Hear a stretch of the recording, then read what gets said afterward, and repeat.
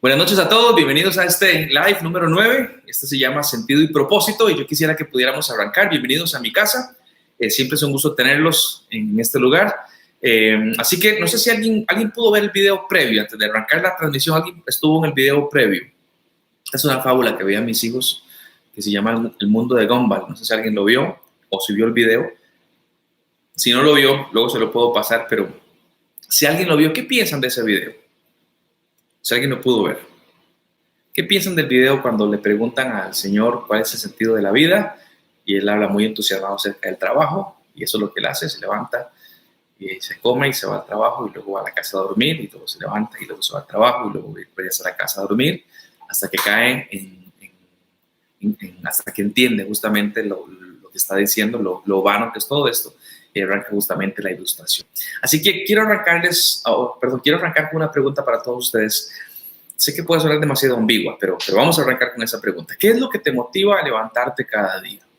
¿Vos te levantás por qué? ¿Cuál es la motivación de levantarte cada día? Voy a dar 30 segundos. Si alguien quiere escribir con confianza, vamos a abrirnos, somos familia, así que abrámonos a decir qué es lo que realmente me motiva a mí a levantarme cada día. Dice Raúl, hablando del video, así vive un gran porcentaje de la sociedad para cumplir con estándares de la misma. Muy bien. Dice Familia Zúñiga que llevamos un ritmo muy acelerado. Verónica dice, tristemente me identifiqué. María de Luz dice una vida muy rutinaria. Juan Camasís dice monótono. Familia Delgado Calderón dice terrible esa vida. Terrible, pero la verdad es que es la realidad de muchísimas personas en el mundo. Katia Acuña dice el agradecimiento a Dios. ¿Qué es lo que me motiva? Podemos de pronto hablar cosas como agradecimiento a Dios. De pronto podemos hablar de proyectos personales o de hobbies que tenemos. Yo quisiera que pudiéramos explorar en esa pregunta. Y quiero contarles mi experiencia personal. Quisiera hablarles acerca de una confesión, si puedo llamar así de esta manera. Así que me atrevo a decirla porque la mayoría de ustedes me conocen.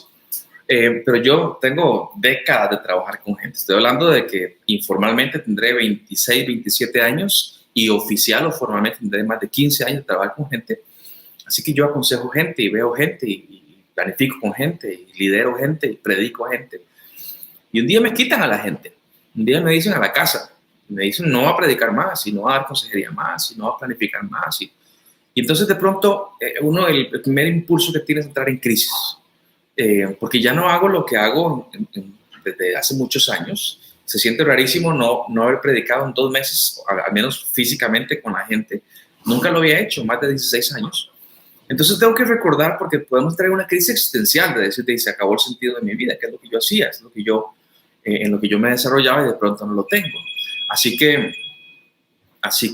uno podría de pronto entrar en un asunto de decir, no entiendo bien qué onda con esto, y podríamos inclusive entrar en temas de depresión. Dicho sea de paso, hablando de depresión, muchísimas personas hoy en día en depresión simplemente es por un asunto de falta de sentido, de propósito en sus vidas. No saben para qué existen, entonces no saben para qué viven. Y se hacen la pregunta realmente para qué estoy yo en este mundo. Y hay muchas personas, y algún psicólogo te lo va a poder decir, gran parte o un buen porcentaje de esas personas tiene que ver simplemente con una falta de propósito en sus vidas. Entonces empecemos con algunos supuestos, porque no sé cuál será la población que me está mirando. Hoy estaba leyendo unos mensajes de unos excompañeros en el colegio, así que quisiera arrancar con unos supuestos. Supuesto número 1, soy cristiano. Siempre intento mantenerme lejos de la religiosidad. No me considero religioso, pero soy cristiano. Eso quiere decir que mi vida está fundamentada y donde agarro mis cosas para moldear mi pensamiento es de Dios. Un Dios que se encarnó y esa encarnación se llama Cristo Jesús, es Dios encarnado. Y un Jesús que es descrito en las Escrituras, esto es lo que se llama la Biblia. Por lo tanto, aunque yo entiendo que muchos no comparten mi fe, pero les adelanto desde dónde voy a hablar. Voy a hablar desde el consejo bíblico, porque me presenta a Cristo Jesús, y si conozco a Cristo Jesús, entonces puedo conocer a Dios, o a Dios Padre. Entonces digo esto porque una vez que establecemos este tema, el tema de sentido y de propósito, vamos a darnos cuenta que hay miles de fuentes para responder esta pregunta. ¿Cuál es el sentido de la vida? Bueno, hay muchísimas respuestas, depende de cuál es la fuente, y hay muchísimas fuentes. Para mí, Dios, pero esta es una de las fuentes. También está mi intelecto, también está la presión grupal, también están los medios de comunicación, también está el mundo capitalista, también está la razón filosófica. O sea, hay muchas fuentes de las cuales yo puedo empezar a hacerme la pregunta de dónde viene el sentido de la vida, cuál es el sentido de la vida. Es una pregunta extremadamente filosófica, es una pregunta muy existencial, la hacemos todos en algún momento de nuestra vida y hay gente que se dedica a responder estas preguntas profundas. Así que, ¿cuál es la más válida? ¿Será Dios? ¿Será la Biblia? ¿Será la presión grupal? ¿Será la filosofía? ¿Será el mundo capitalista? Bueno, depende a quién le preguntes. La realidad es que la mayoría de ustedes, si no me equivoco, la gran mayoría de ustedes creen en Dios. Puede que no creamos igual en Dios, pero creen en Dios y tenemos un concepto de quién es Dios, pero no siempre se le da a Dios ese lugar que decimos que tiene. Entonces, la forma de ver la vida va a definir el propósito y por lo tanto va a definir cómo vivo yo mi vida. La vida vivida tiene que ver con el propósito que yo lo entiendo y el propósito tiene que ver de dónde agarro yo la fuente. Así que hay un pasaje interesante o importante en Mateo 7. Jesucristo decía, por sus frutos los conoceréis. Eso quiere decir que yo me voy a dar cuenta cuál es tu cosmovisión, cómo ves vos la vida, por la manera en la cual vos vivís. Lo voy a ver, porque eso se mira. Y vos te vas a dar cuenta cuál es mi cosmovisión por la manera que yo vivo. Así que no podemos ocultar eso. La gente justamente va a evidenciar qué es lo que ha creído, cuál es la fuente de su vida y a la luz de eso cómo es que vive. Y los demás vamos a poder darnos cuenta de eso. Ahora, algo importante, porque la gran mayoría de personas no se detiene a hacer un análisis filosófico de su vida. La gente usualmente no hace eso. Un sábado no es como que nos damos libre, nos vamos por allá, no sé, a Cachía o a Orosi, algún lugar de esos, solos a preguntarnos cuál es el sentido de mi vida. No hacemos eso. La gente normal no hace eso. No digo que esté bien no hacerlo, pero usualmente la gente no lo hace. Vivimos en un mundo adormecidos, asumiendo que lo que yo hago en automático es lo que debo de hacer, sintiéndome perdido y sin sentido porque nunca me detuve a pensar. Vean, esto es importante. Muchas veces vamos simplemente como en una marcha fija, vamos adelante y ni siquiera decimos, yo voy para donde tengo que ir, yo hago lo que debo de hacer a la luz de qué es lo que pienso, para dónde voy. Inclusive es interesante pensar, la gran mayoría que estamos ahí en este momento ya pasamos por la escuela. Y no sé ustedes, pero yo me acuerdo en la escuela que nos enseñaban un proceso en el cual el ser humano vivía. No sé si alguien se acuerda cuál era. Eran 4 pasos. Nacer, crecer, multiplicarse y morir. ¿Se acuerdan de eso? El hombre nace, crece, se reproduce y muere. Nace, crece, se reproduce y muere. Vean, es una forma muy trágica de ver la vida. Obviamente como niñitos no pensábamos de esa manera, ni veíamos filosófico esa aclaración, pero es muy trágica. Porque, por ejemplo, desde mi óptica, yo ya nací, yo ya crecí, ya me reproduje. ¿Qué me queda ahora? Nada más. Y me queda morirme nada más. A mis 42 añitos, morirme. Qué triste forma de ver la vida. Simplemente como nos la enseñaron. La maestra nos hacía inclusive repetir juntos. A ver, niños, el ser humano nace, crece, se reproduce y muere. Otra vez, nace, crece, se reproduce y muere. Una vez más, nace, crece, se reproduce y muere. Es un pensamiento existencialista muy, pero muy triste. No hay sentido más allá de 4 cosas, de las cuales, dicho sea de paso, de esas 4, únicamente una puedo controlar. Pero no hay propósito. Por eso arranco con una tesis que nos puede acompañar en esta noche. La primera es, si no tenés claro el propósito en tu vida, vas a vivir adormecido. Y un día te vas a despertar y te vas a dar cuenta lo efímero, frío y sin sentido que es todo. La pandemia, este encierro que estamos viviendo, a muchos les ha dado el tiempo para pensar, cosas que antes no tenían el tiempo para pensar. Y este pensar les ha hecho ver a muchos que lo que hacen en sus vidas es vano, es triste, es vacío, es sin propósito, es sin sentido. No quiero deprimirte esta noche, pero tenés que pensar, ¿qué es lo que yo hago en mi vida? ¿Qué tan eterno es eso que yo hago en mi vida? ¿Qué tan profundo, qué tanto beneficio trae eso que yo hago en mi vida? Pensemos rápidamente en un atleta profesional. Ahora, no quiero lastimar a los deportistas, sé que hay deportistas que me están viendo, no quiero lastimarlos, pero pensemos un momento en el tema deportivo. Un atleta, por ejemplo, de alto rango, de 100 metros planos.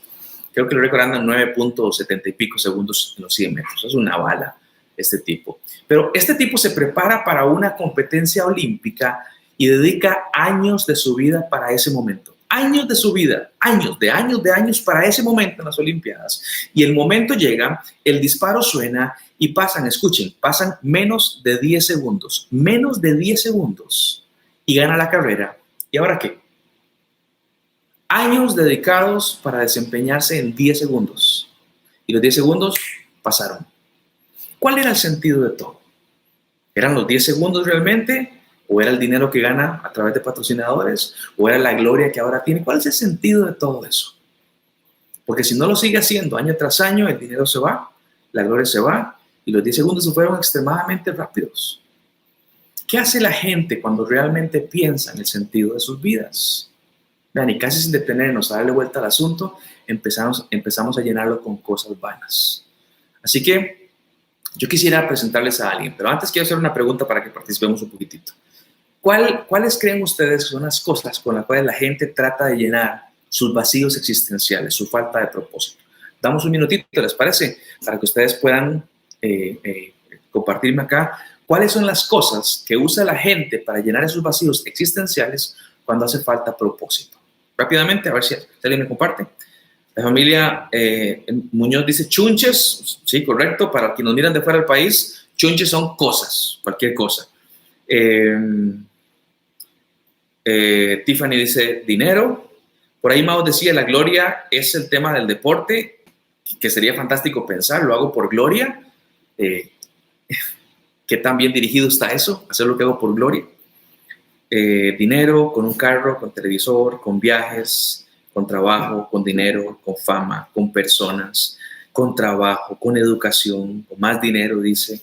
Cuando Dios dice dinero, moda, apariencias, con el ego, dice Pau, con éxitos profesionales, con emociones pasajeras, con trabajo, con deporte, con vicios, trabajar como loco, con admiración, con fama, con reconocimiento, con la pareja, con gloria, con posesión, con reconocimiento social. Vean, ustedes están hablando como seres humanos normales, están hablando como gente que vive en este planeta, porque es exactamente eso, aunque nos consideremos cristianos, es exactamente esto, lo que estoy leyendo, lo que la gente busca para buscar. Ahora, lo triste, para llenar vacíos, lo triste en todo esto no es como que ustedes puedan decir junto conmigo, bueno, es que la gente busca esas cosas. Tendríamos que ser muy francos y decir, la gente buscamos esa clase de cosas. Y cuando yo me encuentro en la posición de decir, estamos buscando, yo también incluido, ya sea gloria, ya sea fama, ya sea dinero, lo que sea, yo tengo que decir, ¿realmente ese es el propósito en mi vida? Buscar mi gloria personal, mi fama personal, mi dinero personal, etc. Entonces, lo que quiero con todo esto es presentarles a un experto en esta materia. Yo no soy experto, pero conozco a un experto y escribió un documento. Es un tipo súper inteligente. Además, les cuento aquí entre nos, tiene muchísimo dinero, así que no está preocupado nunca por si hay o no hay comida en su casa, que dicho sea paso siempre hay y es de la mejor comida. Pero un día esta persona decide empezar a buscar el sentido de la vida. Y es increíble porque esta persona va a llegar a las conclusiones que ustedes ya escribieron, que la misma historia ya nos dio a lo largo de mucho tiempo, y es que toda su investigación que quedó documentada, toda su investigación le va a dar validez al mensaje de Dios. Déjenme explicarles, porque el nombre de este tipo es Salomón. Algunos de ustedes ya lo conocen, ¿sí? Y él escribió un libro que habla justamente de este tema, el sentido de la vida. Y es un libro que se le puso, después de la escritura, se le llamó Eclesiastés. Y es un acercamiento algo trágico. ¿Por qué se acerca él trágicamente a la vida? Bueno, seamos francos, porque la vida es trágica. Puede que la tuya no sea trágica, pero cuando pensamos la vida en general, la vida es trágica. Es hermosa, pero hay un sinfín de dolores, de maldades, de egoísmo, de enfermedades, de indiferencias. Entonces el autor empieza con un resumen de toda su experiencia buscando el sentido de la vida. Esta persona, que no tiene por qué trabajar, tiene mucho dinero, un día dice, tengo el tiempo y tengo la sabiduría, tengo la inteligencia, voy a hacerlo, voy a dedicarme a ver qué onda con la vida. Y empieza su experimento social. Y vean lo que escribe él en ese libro llamado Eclesiastés. Escribe en el capítulo 1 lo siguiente. Estas son las palabras del predicador, hijo de David, rey de Jerusalén. Según mi entender, nada vale la pena, todo es vano. Pues, ¿qué obtiene la gente de todo su trabajo? Generaciones vienen y generaciones van y todo igual. Sale el sol y se pone. y en rápido giro vuelve a surgir. Sopla el viento del sur y del norte, aquí y allá, yendo y volviendo, sin ir a ninguna parte. Los ríos desembocan en el mar y el mar, nunca se llena. El agua vuelve a los ríos y nuevamente fluye hacia el mar. Todo es indecible, fastidioso y fatiga. Por más que vemos, jamás nos satisfacemos. Por más que oímos, no estamos contentos. Así que yo arranco justamente haciendo una introducción. Este fin de semana vamos a hablar un poquitito al respecto, pero quisiera que arrancáramos pensando en este asunto de cómo mira el predicador este tema. Vean lo que arranca diciendo: todo es vano, lo que dice, todo es vano. Esa va a ser su conclusión respecto a la vida. Qué vano que es todo, qué vano que es todo, qué vano que es todo. Lo va a decir un montón de veces. Vean, y mucha gente, lo mencionaba ahora con respecto a las depresiones, pero voy un poco más profundo. Mucha gente que ha llegado hasta el suicidio es porque se encontró una encrucijada cuando dijo no vale la pena vivir. ¿No les parece triste eso? O sea, alguien conoce a alguien que ha llegado al punto del suicidio, pero que en su mente dice no vale la pena vivir. Qué triste, porque la respuesta no es esa. La respuesta no es que no vale la pena vivir, la respuesta es que no le has encontrado valor a la vida para vivirla. Y entonces escucho gente decir, sí, qué mal, uno debería vivir para sus hijos, para su familia, para hacer el bien a otras personas. Todas cosas que suenan muy nobles, pero mi pregunta es, ¿estarán bien? ¿Estarán bien esas definiciones del sentido de la vida?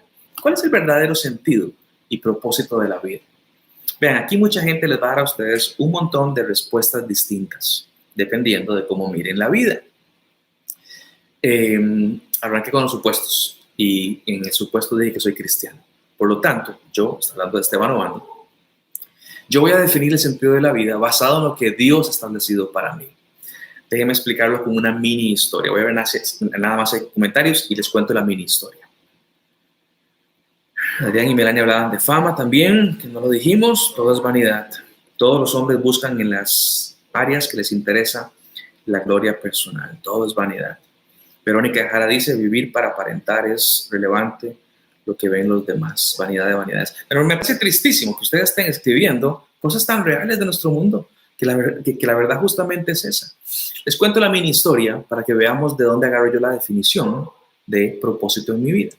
Bueno, hace 19 años, en el 2001, uno de los genios de nuestra generación, él se llamó Steve Jobs, ya murió, pero así se llamaba, y este hacía un lanzamiento de un aparato extraño. Era un lanzamiento muy importante para la empresa. Su empresa se llama Apple y hizo un lanzamiento muy importante. Por primera vez, la compañía Apple estaba lanzando un aparato que nadie conocía. Este aparato se llamaba iPod. Los más jóvenes no saben qué es el iPod, pero yo recuerdo los iPods. Y entonces quiero leerles un extracto de su discurso cuando lo presentó. Y Steve Jobs decía lo siguiente: iPod es un reproductor de música MP3. Tiene música con calidad de CD. Luego les explico a los jóvenes qué es un CD. Y reproduce todos los formatos populares de música. Lo más importante del iPod es que contiene 1000 canciones. Este es un salto cualitativo porque para la mayoría de las personas esa es toda su biblioteca de música. Tener toda la biblioteca de música contigo en todo momento es un gran paso para escuchar música. Lo bueno del iPod es que toda la biblioteca de música se adapta a tu bolsillo, algo nunca antes posible, indicó Steve Jobs en el lanzamiento del dispositivo. Jóvenes, no me equivoqué, no es iPad, es iPod, era otro aparato. Entonces vean lo que él dice: el diseñador de un producto que no conocíamos nos explica qué es el producto y para qué sirve el producto. Él, el diseñador, establece los parámetros del para qué es el producto. Ahora, ¿podría yo usar el iPod como un sujetapapeles? Claro, pero no fue hecho para eso. ¿Podría usarlo como un adorno? Por supuesto, pero no fue hecho para eso.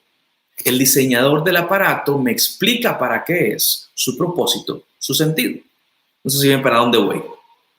Pero si creemos en Dios, sabrás que Dios es un Dios creador y que Él nos hizo a nosotros. Y bajo esta lógica no religiosa, tenemos que llegar a la conclusión de que el diseñador es quien define el propósito para nuestras vidas. Y esto, voy a repetirlo, el diseñador es quien define el propósito para nuestras vidas. Esto es un cambio de paradigma gigantesco. Y es el siguiente: yo no defino el sentido de mi vida. ¿Lo escucharon? Yo no defino el sentido de mi vida. Esto puede golpear a muchos, porque nacimos y hemos sido criados en una cultura que te dice, vos definís para dónde vas, vos definís qué quieres hacer. Pero desde el punto de vista ni siquiera religioso cristiano, simplemente si entendemos que hay un Dios que es creador, que Él me hizo, mi lógica me va a decir quien define el objetivo, el propósito de algo es el diseñador, no el aparato en sí. Por eso yo les diría, si usted cree en Dios y lo cree como un Dios creador, pero usted quiere definir usted el sentido de su vida, usted se está encontrando una paradoja enorme. Sería tan absurdo como que yo le hable al iPod y le diga, iPod, ¿vos para qué sos? Pero si usted me va hablando con un aparatito como esos, usted me va a decir, burro, preguntarle a quién lo hizo, no el aparato en sí. Y llegamos a ciertas conclusiones entonces. Una es, todos los que creemos en Dios y creemos que Él nos creó, deberíamos de preguntarle cuál es el sentido de nuestras vidas. ¿Notaron que no dije evangélicos o católicos? Dije todos los que creemos en Dios y creemos que Él es un Dios creador y que nos creó a nosotros, deberíamos de preguntarle a Él cuál es el sentido de nuestras vidas, para qué fuimos creados.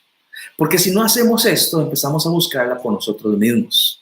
Y Dios sabe que hay muchísimas personas que andan buscando el sentido por muchos lugares. Por eso nos dio un libro de instrucciones, justamente con esta pregunta puntual. Y este libro se llama Eclesiastés.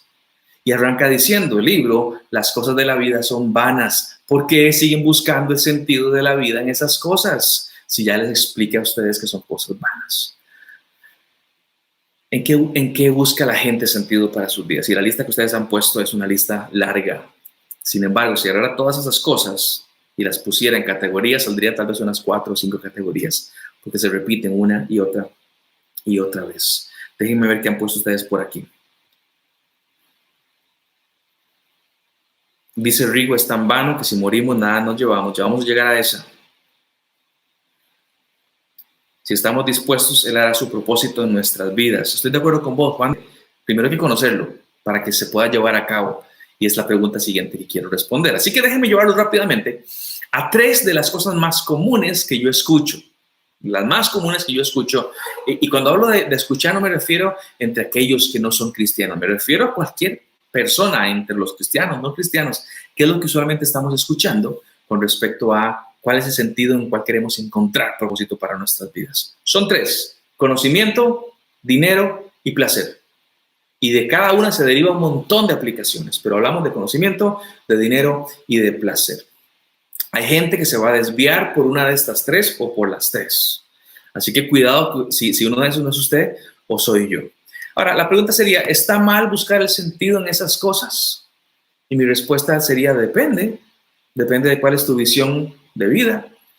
¿Es eso lo que Dios te definió? Si vos decís, no, yo no creo en Dios, no quiero creer en Dios, dale, haz lo que quieras.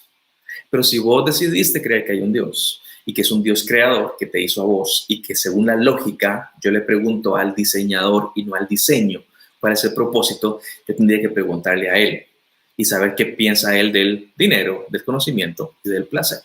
Así que permítame ir con esas 3, en cada una hago una pausa para que practiquemos con respecto a cada una de estas. Así que vamos con la primera. La primera es el conocimiento. Un bachillerato, una maestría, un doctorado. Me encanta que me digan doctor, otro doctorado, capacitaciones, academia, inteligencia, conocimiento. ¿Alguien conoce a alguien así? Que uno de pronto le dice, y no será bueno que ya dejes de estudiar, pero siempre habla de conocimiento, conocer.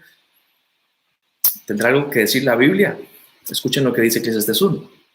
Yo, el predicador, fui rey en Israel y viví en Jerusalén, y en busca de conocimientos me dediqué a investigarlo todo en el universo. Descubrí que la suerte del ser humano que Dios le ha señalado no es un camino feliz. Todo es insensatez, todo es perseguir el viento. Está hablando de lo absurdo que es querer yo agarrar el viento y no puedo. Lo torcido no puede enderezarse, es agua pasada y de nada vale soñar con lo que pudiera haber sido. Yo me dije, fíjate, soy más instruido que cualquiera de los reyes que me predecieron en Jerusalén. Tengo más sabiduría y tengo más conocimiento. Así es que me esforcé por ser sabio en vez de ser necio. Pero hoy reconozco que aún eso fue perseguir el viento. Pues cuanto mayor era mi sabiduría, tanto más grande era mi pena. Aumentar el conocimiento es solo aumentar el dolor. No son palabras mías, son palabras del Señor. Este es un hombre que se puso las pilas para conocer, para saber. ¿Cuál fue su conclusión después de tanto conocimiento?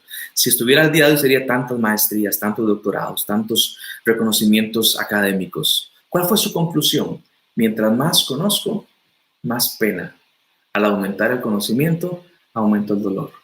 Es interesante porque muchos académicos que no conocen a Dios son tan cínicos y amargados. Uno dice, ¿dónde viene tanta amargura, tanta orgullo, tanto? Bueno, viene del conocimiento. Y muchos de estos te verán así, desde el hombro para abajo, y te dirán bendita ignorancia, y miran a nosotros con desprecio. La conclusión de Salomón fue, ¿para qué conocer tanto? No estoy hablando en contra de los colegios ni de las escuelas, ese no es el punto. Porque para Salomón siempre habrá algo más para conocer. Nunca voy a poder tener este envase de conocimiento, nunca voy a poder llegarle. Y si lo que querías era saber más que todos, el tema no era de conocimiento, el tema era de jactancia y de orgullo y esa necesidad de reconocimiento, que ahora Mauro estaba conversando cuando habló de la gloria del deporte.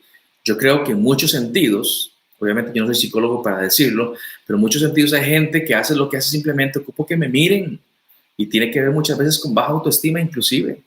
Veámoslo por donde lo veamos. El conocimiento no trae realización personal. No, no es que es pecado. No, no es que nos condenamos, nada de eso. No es que entonces que sigo con mi bachillerato y maestría, siga adelante. Pero el punto no es ese. El punto es, ahí no vas a encontrar tu realización personal. Que tu tarjeta de presentación diga, doctor Pepe Jiménez, no te va a dar realización personal, te lo garantizo. Y lo que va a pasar es que cuando diga doctor tal, un día te vas a acostumbrar a que te digan doctor tal. Y ese doctor tal va a perder significado. Lo que me producía en un momento ya no me lo produce. Por eso habrá mucha gente que seguirá, ocupará 2 doctorados. Y ahora que diga doctor, al final diga PhD. Y en un momento nos acostumbramos a esa miel que es linda y de pronto decimos simplemente se acabó el gusto que tenía por ella. Repito, el conocimiento no trae realización personal. Pero el dinero sí. ¿O no? Hablemos de dinero. Es uno de los más discutidos.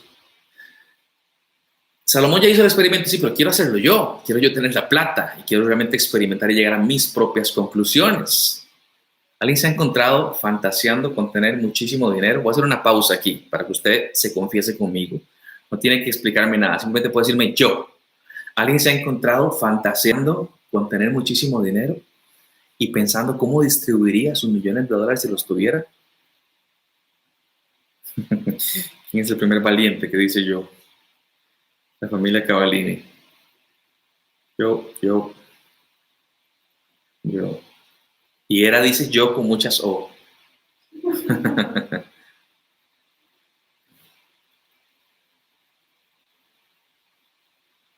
Familia Zúñiga dice mi mamá y mi papá que ellos.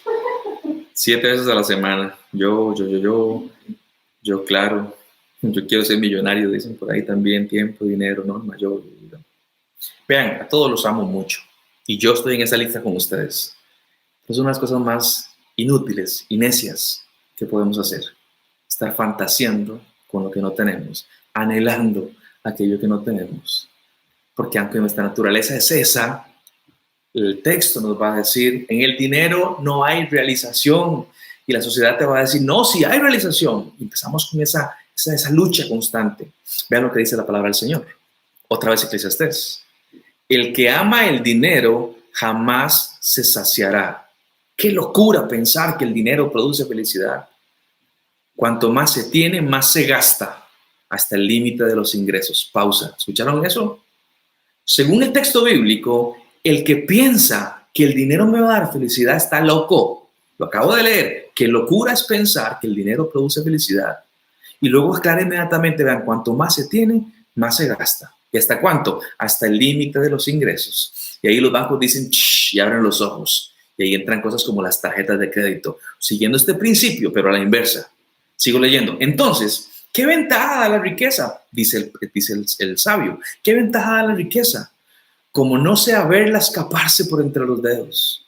Y el que trabaja arduamente duerme tranquilo. Coma poco o mucho, pero el rico padece de preocupaciones e insomnio. Otro grave problema he observado por doquier. Se invierten los ahorros en negocios arriesgados que fracasan y pronto no queda nada para dejar a los hijos. Tal como salió del vientre de su madre, así se irá, desnudo, como vino al mundo y sin llevarse el fruto de tanto trabajo.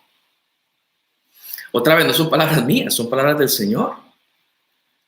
este Salomón, este supermillonario, diciéndonos al resto de los no millonarios, señores, no se desvivan por el dinero. El dinero no da la felicidad. Yo lo tuve, no da la felicidad. Es de una de broncas, son 1000 preocupaciones. Y ustedes y yo decidimos, yo quiero probar a ver si es cierto. Voy a ponerle ganas como sentido de mi vida, voy a obtenerlo para ver qué tal. Pero ¿qué es lo que pasa? Si algunos de ustedes o yo llegamos a tener esa cantidad de plata que quisiéramos, que un día que llegamos a la cima nos damos cuenta que al cabo de un tiempo se vuelve nuestra normalidad y lo que pensábamos que era atractivo ya deja de serlo porque ya es nuestra normalidad y vienen los pesares otra vez. Dios ya nos dice que el dinero no produce realización. Desde luego que estaríamos cómodos unos meses y compraríamos cosas que no hemos comprado y compraríamos lo que ustedes decían ahora, autos o viajes o hoteles, lo que ustedes quieran. Pero después de eso, sería una vida normal, solo que con más preocupaciones, sin sentido. Estaba estudiando, estaba buscando acerca de las fortunas en el mundo, los hombres y mujeres más millonarios del mundo. Hice un cálculo rápido por ahí en un papel y el hombre más rico del planeta, hoy en día, el más rico del planeta, pudiera vivir con menos del 1% de lo que tiene, menos del 1%, y vivir en una opulencia como ninguno de ustedes y yo hemos vivido, menos del 1%. Y si a él le preguntáramos si donaría el 99% de su dinero, respondería con un rotundo no. Sí, pero no puedes gastarlo, pero no lo doy. Y es que no puede gastarlo. No tiene el tiempo para gastarlo. Ocuparía días de 100 horas y semanas de 40 días para ver si puede empezar a gastarlo. No puede gastarlo. Y este hombre, como ustedes o como yo, el día que se muera, se va a ir sin nada. Más de 100 billones de dólares. Más de 100,000 millones de dólares. Y el día que se muera se va a ir sin nada, sin llevarse el fruto de tanto trabajo. El dinero no produce lo que usted cree que produce. Y aquí me voy a meter en su equipo, porque yo también batallo con esto. Quiero cosas, quiero chunches, como decíamos ahora. El dinero no produce satisfacción. Produce un sentimiento rico al principio, pero después de un tiempo, eso que yo tengo se volvió mi normalidad. Y mi normalidad empieza a decir los problemas que trae todo esto. No al conocimiento, no a la realización a través del conocimiento, no a la realización a través del dinero. Bueno, pero el placer sí, porque el placer lo disfruto aquí. No es que cuando me muero, no, lo disfruté. Bueno, hablemos del placer. Hago una pausa para ver si hay alguien de que está por ahí.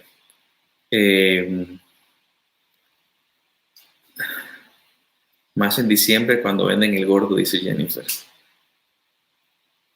¿Qué capítulo y versículo? Tif está en Eclesiastés 5. Más solamente lo barato se consigue con dinero, dijo Facundo Cabral.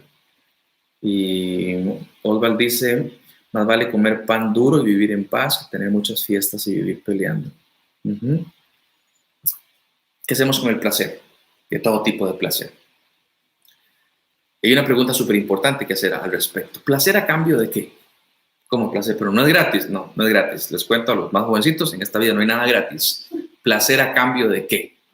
Porque si es placer de comida, te va a costar y lo vas a disfrutar un ratito nada más. Si es placer de, no sé, de paseos, te va a costar y lo vas a disfrutar un ratito nada más. Si es placer de sexualidad, te va a costar y te va a costar mucho y solo lo disfrutarás un ratito.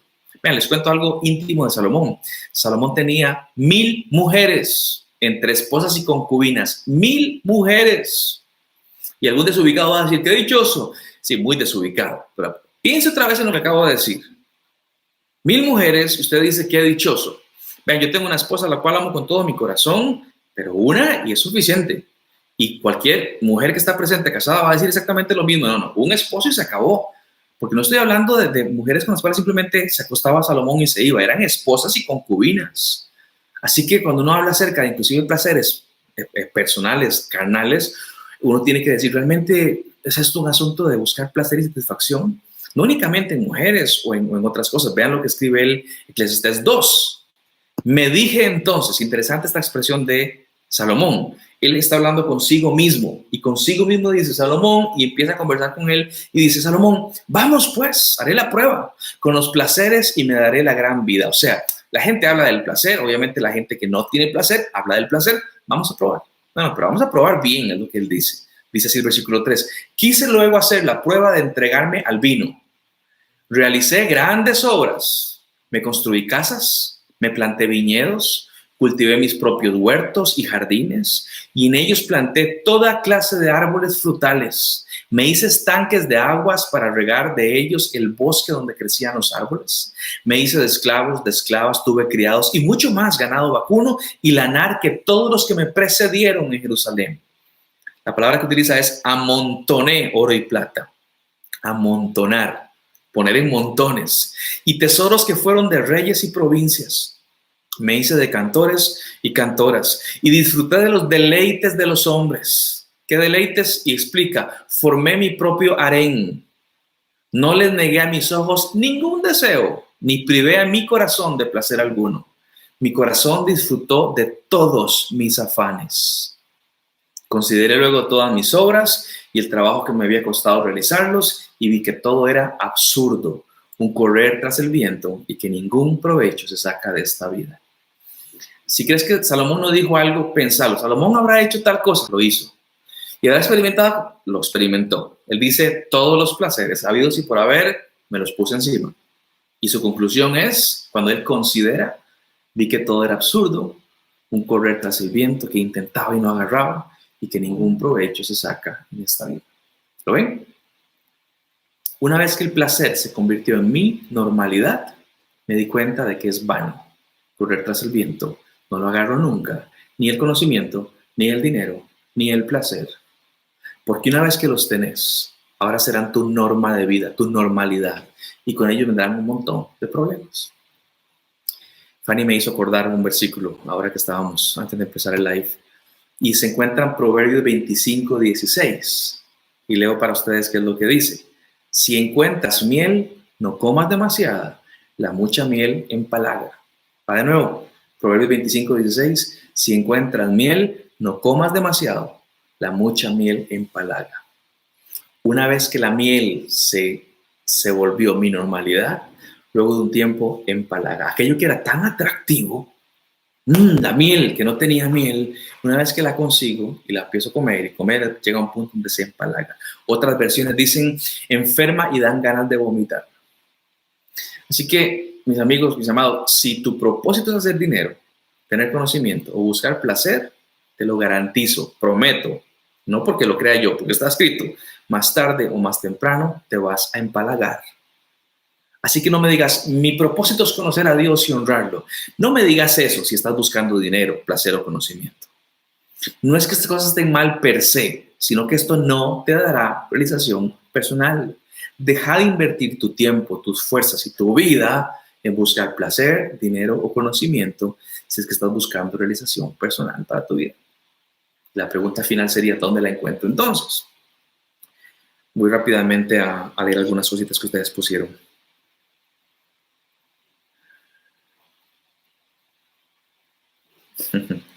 Lucas 16 dice, es la respuesta muy dura y rígida, pero es lo mejor.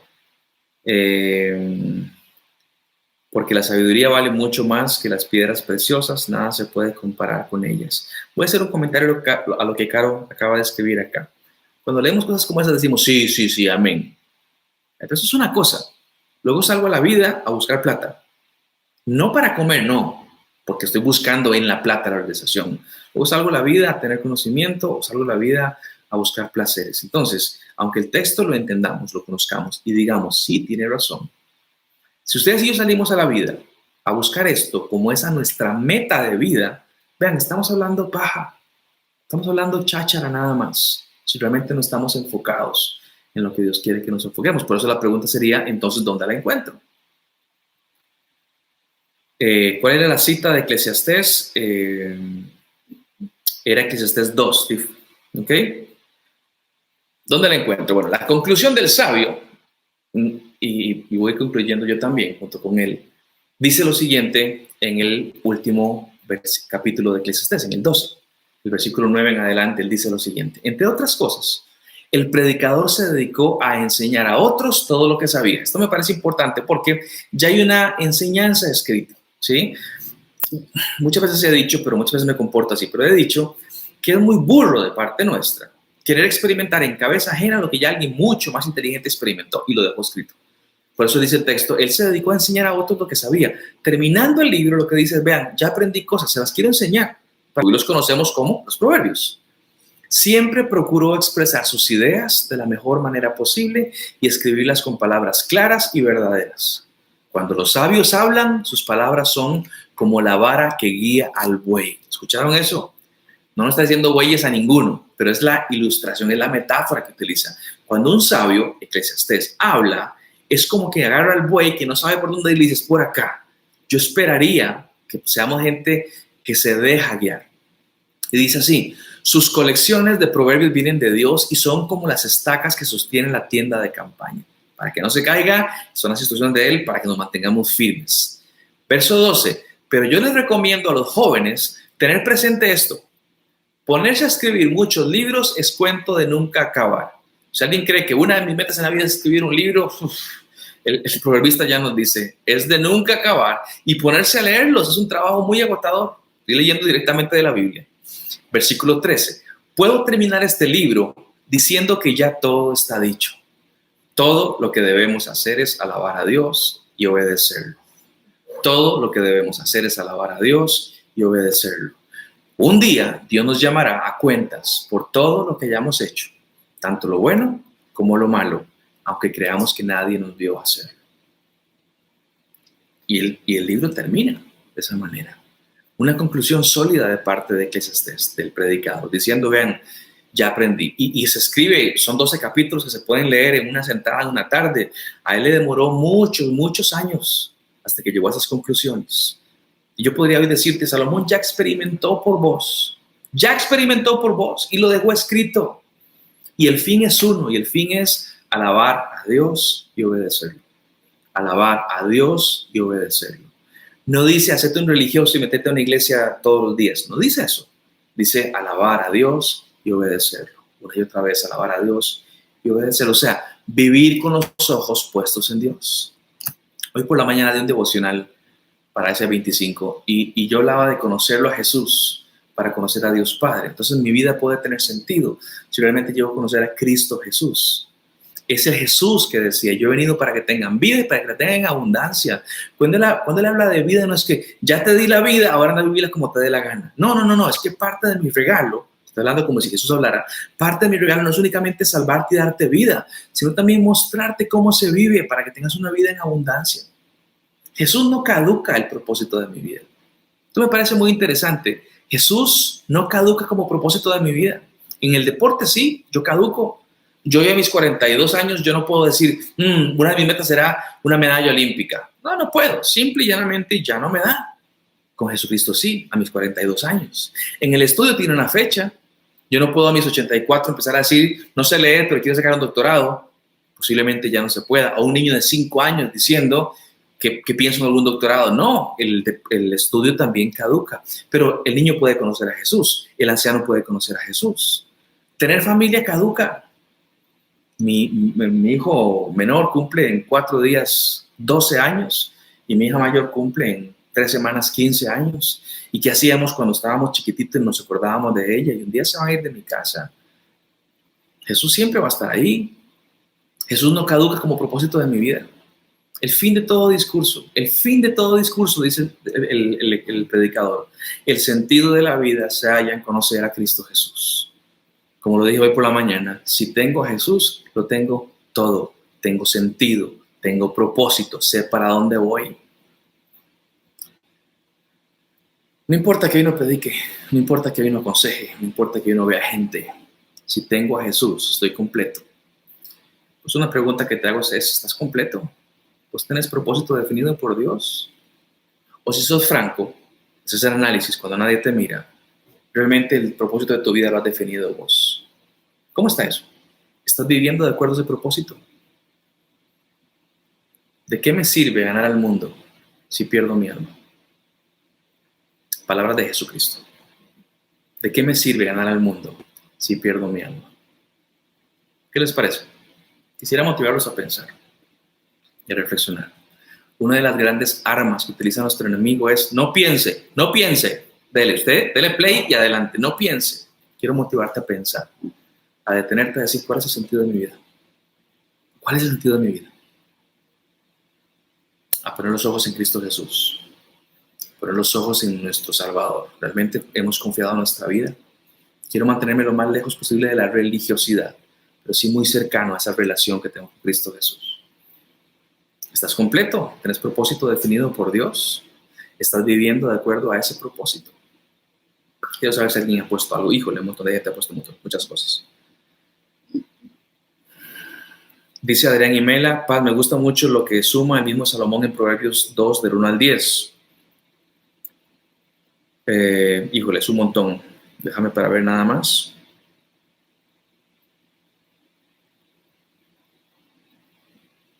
Voy a responderte luego, Adri, que está muy largo. Caro Chacón cita Jeremías 9 cuando dice no nos alabemos en nuestro conocimiento, ni en nuestra valentía, ni en nuestra fuerza, sino alabemos en conocerlo a Él. Vean, cuando uno conoce a Dios, empieza a conocer el propósito para el cual Él nos hizo y podemos vivir de acuerdo a ese propósito.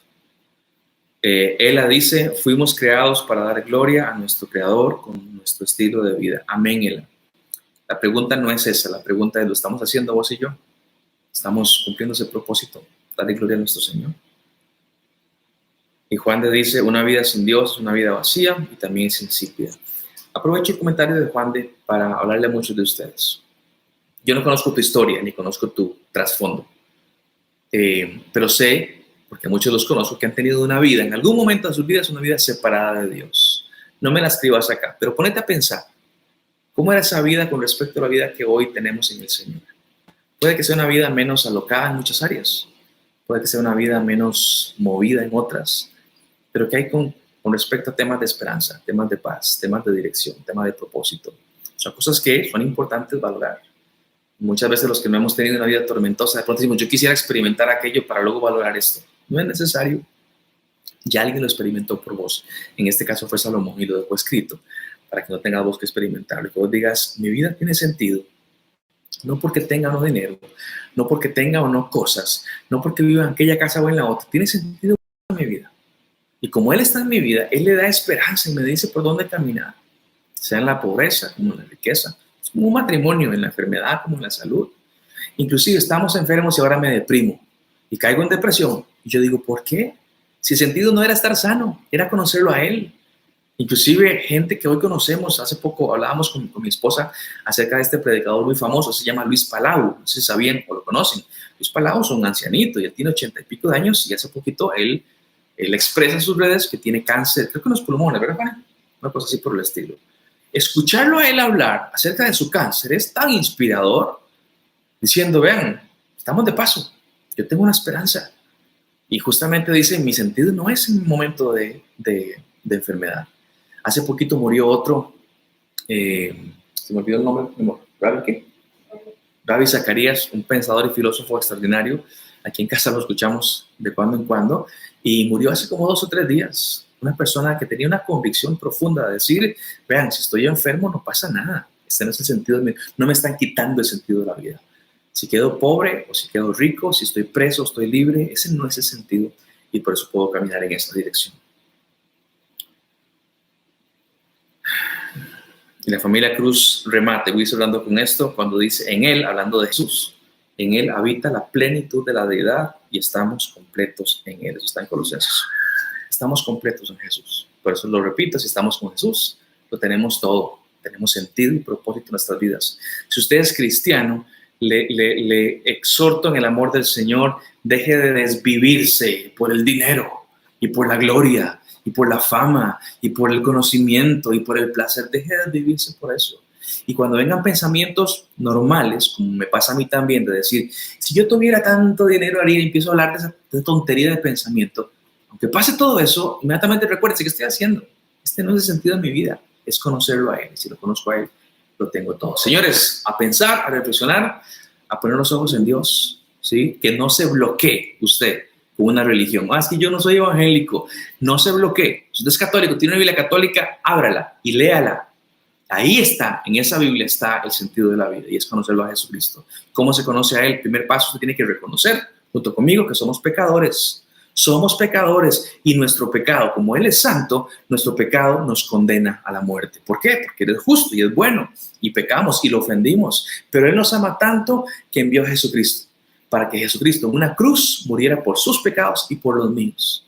Y después de haber muerto, Él se levantó y resucitó 3 días después. y a través de su victoria nos da justamente el regalo de la salvación. ¿Cómo se obtiene? 2 maneras súper sencillas. Tenemos que arrepentirnos de nuestros pecados. Esto significa tenemos que dar un giro a nuestra forma de vivir. Es un cambio en nuestra forma de vivir. Eso es arrepentimiento. Decir, voy a cambiar. Me duele eso que antes vivía, ya no quiero hacerlo así, quiero hacerlo de otra manera. Y número 2, poner nuestra fe absoluta en la persona de Cristo Jesús. Cristo Jesús se convierte en el centro de nuestro universo. Por eso nos llamamos cristianos, porque Él es el centro de nuestras vidas. Él le da esperanza y le da sentido y le da propósito. Si me he arrepentido de mis pecados y he puesto mi confianza en Jesucristo, tengo vida eterna. Si tengo vida eterna, tengo sentido, tengo propósito y puedo caminar justamente en la dirección correcta. Así que espero que podamos practicar, que podamos pensar, que podamos reflexionar. Recuerden lo que le dije hace un ratito, una de las principales herramientas de nuestro enemigo es que no pensemos. Tenemos que hacer lo posible por pensar, por meditar un poquitito y saber si nuestro barco de vida está guiado adecuadamente en esa dirección. Así que, llega a despedirme, pero aquí hay un par de mensajitos. Dice Juan Andrés Soto, Jesús nos da la promesa de que si buscamos el reino de Dios, todo lo demás se nos será añadido. Cuando nos concentramos en Él, en su reino y en nuestra eternidad con Dios, nos vamos a dar cuenta de la diminuta que es nuestra vida en esta tierra. Fantástico. Juan, te sumo un par de cosas. Él nos prometió que nos daría alimento y nos daría vestido si estamos con Él, lo que necesitamos. Fantástico. Martita, para mí vivir es Cristo y morir es ganancia. Eso lo dijo Pablo. Creo que vos también lo crees, yo también lo creo. Somos peregrinos de este mundo. Amén. Qué rápido pasa el tiempo, Steph. Son las 8 de la noche ya. Señores, les amo mucho, les extraño. A los que no conozco, me gustaría conocerlos. Por favor, animémonos a seguir platicando estos temas y a pensar, a detenernos, a pensar, a reflexionar. Vean, otra vez, el tener a Cristo es la experiencia más increíble de la vida, justamente por la esperanza y el propósito y el sentido que Él da para nuestras vidas. Que tengan todos una excelente noche y nos vemos Dios primero este fin de semana. Y el siguiente jueves me quedo un rato hablando con algunos de ustedes por acá. Dios les bendiga y nos vemos prontito. Chao.